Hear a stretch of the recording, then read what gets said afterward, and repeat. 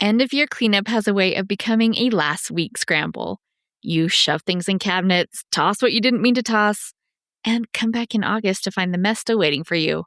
But we are not doing that anymore.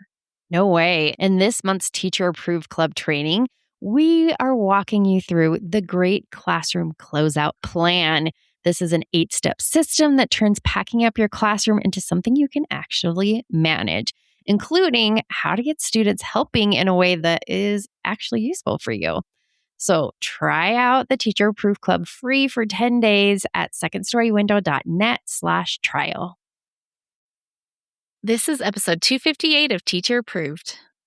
Hey there, thanks for joining us today. As we move further into May, it's starting to feel real. The end of the school year is right around the corner. And so that's why we are bringing back one of our favorite episodes all about end-of-year celebrations. This isn't just about filling time or throwing a party. It's about helping your class feel closure and ending the year on purpose instead of just sliding into summer.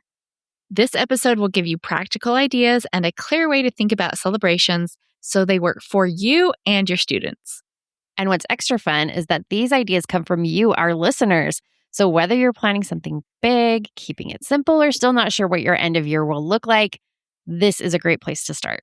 Let's get into it. You're listening to Teacher Approved, the podcast helping educators elevate what matters and simplify the rest. I'm Heidi. And I'm Emily. We're the creators behind Second Story Window, where we give research-based and teacher-approved strategies that make teaching less stressful and more effective. You can check out the show notes and resources from each episode at secondstorywindow.net. We're so glad you're tuning in today. Let's get to the show. Let's talk about this week's resource of the week, our summer review packets. Over the years, we have often been asked which grade level of our spiral review morning work would work best for students to practice with during the summer. So we decided it was time to make a dedicated summer review packet. Unlike a lot of other summer review packets you may see around the internet that contain a bunch of different types of worksheets, ours is a carefully designed review that packs in as much practice as possible on each page. The questions follow a pattern so students will be familiar with the weekly activities quickly. Each grade level has the same format as the morning work for that grade level, so it's the perfect practice for your students if they've already been doing the morning work with you. But it's also designed to work as a standalone resource for students who have never done any of our morning work. Each packet contains 50 pages of math and ELA spiral review, which is 10 weeks worth of content. And of course, we include an answer key as well. While these pages are perfect for a summer review, they also make a wonderful end-of-year cumulative review in class. You can find our summer packets at secondstorywindow.net/summer packets. And the link will be in our show notes. I don't know if you guys have noticed, but here in the U.S., the end of the school year is almost upon us. Well, unless you teach year-round. Well, year-round teachers, you have our condolences. So that brings us to the topic of how do you end a school year? We put so much thought and energy into starting the school year, but I think we are all running on fumes by the end. There is just not much time or energy left to close out the year. You maybe have noticed this, but we still want it to matter.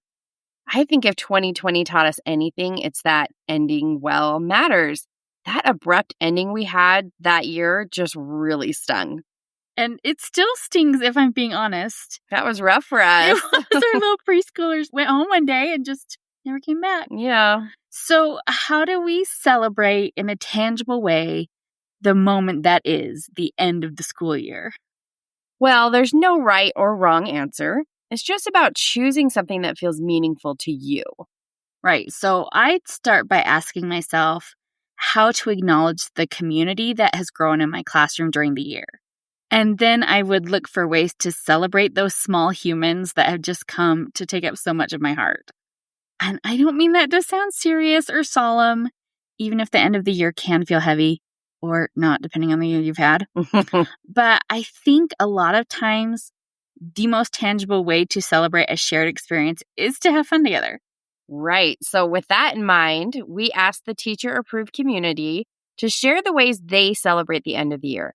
And they offered such engaging suggestions that we want to pass them on to you. So one activity that was mentioned several times was doing an alphabet countdown. If you aren't familiar with this, each day during the last few weeks of school, you do a fun activity from A to Z. Lisa shared these suggestions. A is an all about me sheet that they can share with the class. B is sit by a buddy day. I is for ice pop from the teacher. Her countdown lasts for 23 days because she combined some days. Those are such fun ideas. And I love that she keeps it simple. She could have done baking beautiful banana bread day for B. That's a ton of commitment to stretch out over 20 plus days. Yeah, you're going to burn out real quick if you feel like you have to make something a big production in order for it to be a celebration. And please note that that comment was directed largely at my own go big or go home tendencies. But Lisa was smart to choose something like sitting by a buddy as a celebration. It's low effort from the teacher side, but it would be so fun and memorable for the students. Yeah, I love that. I would love to know what other suggestions teachers have for their alphabet countdowns, especially for those trickier letters. If you've got a good idea for Q or any other letter, will you come share it in the Teacher Approved Facebook group? Yeah, I'm really curious to hear other suggestions. But if you don't want to commit to a 26-day countdown, Dawn has this suggestion. We do a balloon pop the last 10 days, with each balloon containing a card with a special activity, like outdoor chalk day or yoga time. Yoga, there we go. There's our why. And I think the balloon popping would be a definite hit with the kids. Maggie suggested a quieter type of countdown. She says, my class made a paper chain. Each child got 1 to 2 strips of paper, enough to make as many links as we needed for the number of days left. On their own slip of paper, they wrote something they have been grateful for at school this year. Each morning we take one off, and the student who wrote it gets to read it to the class and then hang it on our grateful wall. I love how thoughtful and reflective that is. It's such a beautiful way to add meaning to your celebratory countdowns. Besides countdowns, we had several recommendations for end-of-year theme days. Lacey says, we have theme days for the last 8 days. We start with color day, sport, safari, Hawaiian, and tie-dye. And Jamie recommends Camp Skeeter, and she typed that all in caps, so you know she really loves it. She says they do gummy worm math, catching insects, scavenger hunts, letters from camp, flag raising, morning exercises, chairs put away, desks organized as cabins, cabin competitions, care packages sent from home. I'm not done. There's more. A campfire in the center of the classroom, hiking, bathroom is referred to as the latrine, lunchroom is the mess hall. The list goes on and on. I have students from years ago, now adults, who still talk about how much they loved Camp Skeeter. That sounds like so much fun. I can understand why Jamie's students remember that. And Emily and I love theme days. Especially camping. That's the best one. They are just a great way to keep students engaged at the end of the year. As we've mentioned before, student engagement depends on that balance between routine and novelty. At the end of the year, routine is tipping way into the boredom side of the balance. So adding surprise, whether that is through a theme day or other activity, it helps keep things from getting out of control.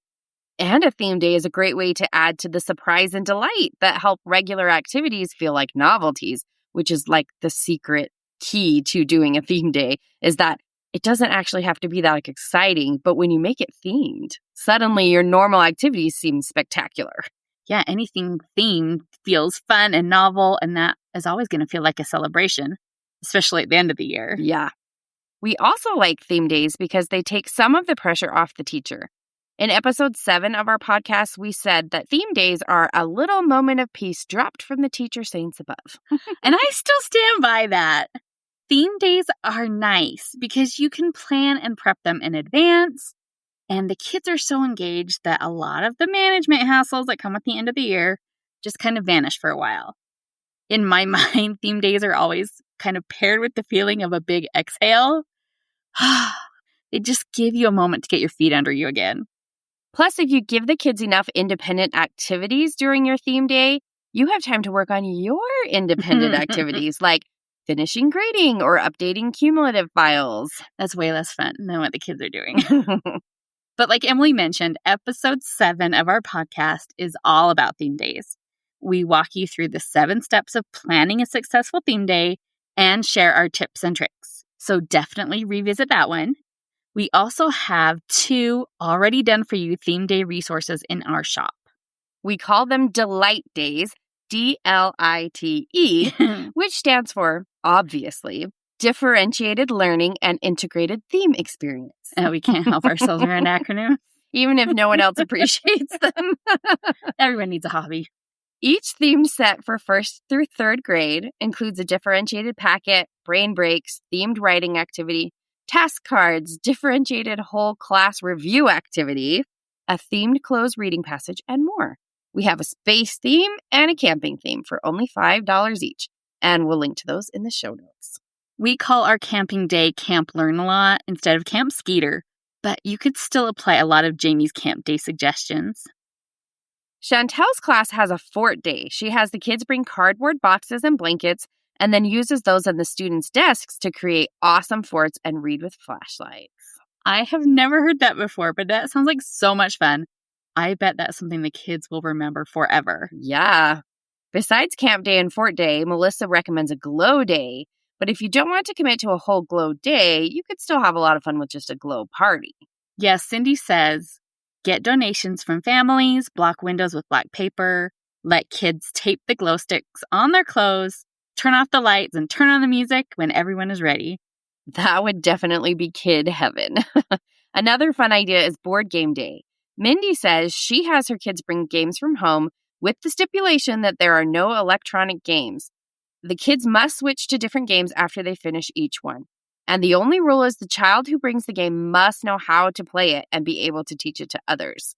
If they bring chess, all players must know how to play already. Those are the tips of a woman who has survived a game day or two. Yep. And one of my kids had a game day recently, and that was the rule. You can't bring a game unless you know the rules to play it. Yeah, you got to think ahead to keep these fun celebrations from tipping into overwhelm. But it is worth it to see the kids so delighted. And it is just fun to end the year with all these fun, happy memories. Another party idea comes from Sam, who celebrates everybody's birthdays at once with a big party for everyone. I haven't done a big birthday party before, but if my birthday fell on a school day, I usually did a big unbirthday party for the class. And so we would celebrate my actual birthday and their unbirthdays together. But I can see how it would be a really fun end of the year activity to do a whole birthday party with everyone. Yeah, I did it on my birthday too, because sometimes mine would be right at the beginning of the school year. You got way my birthday is. But I really like it for an end of the year celebration. And that really keeps birthday disruptions to a minimum during the rest of the year if you just do it all on one day and go all out. So we are about to the end of our celebration ideas, but I wanted to make sure and share this idea from Cindy. She says, something I did earlier this year was a drive-in movie. I had my lunch lady save big sturdy boxes for me.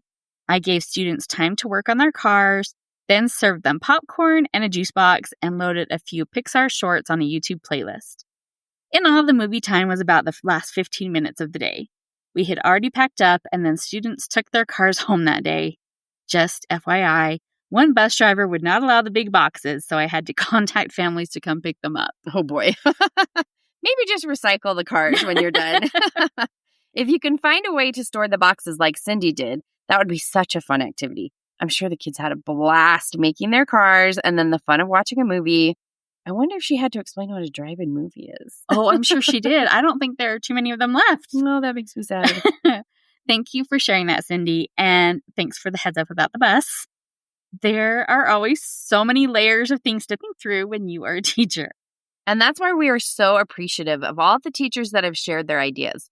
We've got a hard job, and it's so helpful when someone else points out the potholes you might not be aware of yet. So huge thank you to everyone who shared their tips with us for this week's episode. Teachers do a great job of looking out for each other, especially at the end of the year when we are all just limping toward that finish line. As you work on your end of year plans, we hope we've shared some ways to make it a real celebration. Remember that a celebration doesn't have to be big to be meaningful. It can absolutely just be about filling time before the end of the school year in a way that doesn't have everyone pulling their hair out. Yep. Those kids have to do something for 6 hours, and learning about coordinate geometry is probably not the solution to that problem 2 weeks before the last day of school. But however you choose to mark the end of the year, we hope you find a way to do it that is meaningful to you. Look for tangible ways you can honor the magic of what has happened the past 9 months in your classroom. Acknowledge the upcoming transition and celebrate the bonds of your classroom community. We'd love to hear your thoughts on how to add celebration to the end of the school year. Please come join the conversation in our Teacher Approved Facebook group. Now let's talk about this week's Teacher Approved tip. Each week we leave you with a small, actionable tip that you can apply in your classroom today. This week's Teacher Approved tip is make a display reflecting on this year and anticipating the year to come. So one way that I celebrated the end of the year as a second grade teacher was having the kids reflect on what we had done as a class. I started with a discussion about everything we had done during the year, and I listed the kids' memories on the board. I kept going until we had a pretty long list. And then I drew names and let each student pick a memory. I didn't want anyone to get stuck with a lame memory like the day the cafeteria ran out of tacos or something like that. So I made sure that our list of memories was longer than we actually needed. And that meant coming up with like 30 or so memories, which took some thinking, but we got there. Then once the kids had their assigned memory, their job was to illustrate it and then maybe write a sentence about it. At the very least, they needed to title it so I knew what the picture was. Sometimes, you know how kids' drawings are. It's a little abstract. And then I arranged them in chronological order and hung them in the hall as a timeline. Because I knew where I was going to display this, I measured the wall ahead of time and then cut down the paper so that they would fit in a row on that wall. And then I added the title, Looking Back at Second Grade. But then I left it up all summer. And before school started in the fall, I just changed out the title to Looking Ahead to Second Grade. This meant that I had something outside my room for back to school, all ready to go, and it gave my new batch of second graders an idea of what they could look forward to. And that was fine, and it was so handy to have it done already. But the reason I really loved this was that it meant so much to my former students to see that they still had a place in the story of my class. They would often stop by and talk about what memories were jogged by seeing our pictures. Which is probably especially important at the beginning of the school year when they're in a new class that they don't feel as comfortable yet.